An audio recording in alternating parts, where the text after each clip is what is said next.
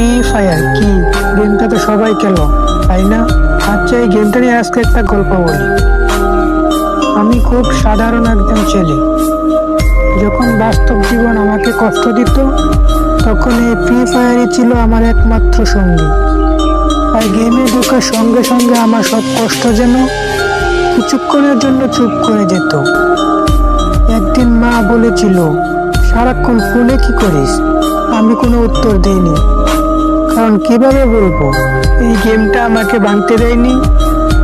আমারও একটা স্কোর ছিল, সবাই অনেক আনন্দ করে এই গেমটা খেলতাম, কিন্তু ধীরে ধীরে সবাই বদলে গেল। স্কোয়াডের কেউ আর অনলাইনে আসে না, এখন সবাই নিজেদের ফ্যামিলি নিয়ে ব্যস্ত।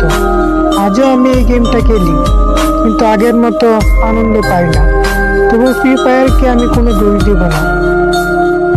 যখন বাস্তব জীবন আমাকে কাঁদাতে চেয়েছে, তখন এই গেমটা আমাকে হাসতে শিখিয়েছে। আমি জানি একদিন হয়তো আমিও এই গেমটা আর খেলবো না, কিন্তু এই স্মৃতিগুলা আমি কখনো ভুলতে পারবো না।